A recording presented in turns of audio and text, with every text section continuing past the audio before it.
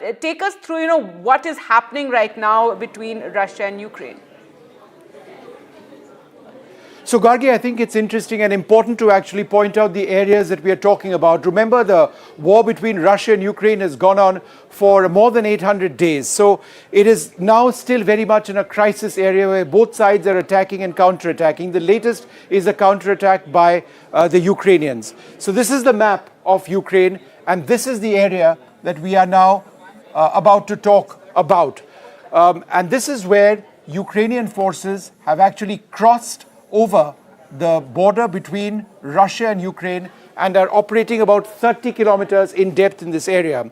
So while we will focus on that, I will also explain to you the situation in the Kharkiv area, in fact just in the north of Kharkiv, where there's been a lot of fighting, and this was an area where the Russians had come in, and then also give you a brief idea of what's happening over here, because this is the main front, this entire area where the fighting is taking place. This is the Luhansk and the Donetsk area. Essentially, Russian forces are pushing west. Ukrainian forces are trying to repel them in the opposite direction. But for now, let's focus on this area where Ukrainian forces have gone across.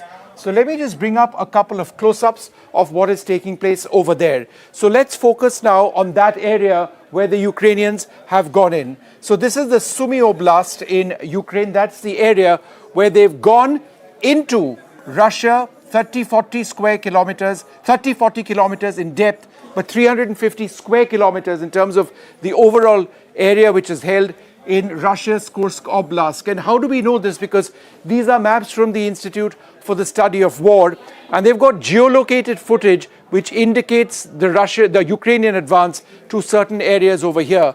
These are the areas where Ukrainian forces have actually been detected. So this is a cause of major concern. Nobody really knows what the ultimate objective is of the Ukrainians, but the fact that the Russians have come into Ukrainian territory earlier, is this being some sort of a barter position for any eventual peace deal later on? Let's go back to the previous image, and now let's talk about the Kharkiv area where there has been a great deal of fighting. So if you look at the Kharkiv area, which is this area over here, this is a zoomed in picture of Kharkiv city. There has been a lot of fighting in this area. This is the Vovchansk area where there is fighting between Ukrainian and Russian forces. And these areas in red are areas which the Russians have come in some time back in their latest offensive. The Ukrainians have stabilized the front, however, but these are the areas they've captured. And these are claimed territories, the one in yellow, where the Russians and the Ukrainians are actually fighting. And finally, one little point of explanation over here. Let's talk about the wider front that I've described, this entire area over here. Well, that is where the bulk of the fighting has been taking place.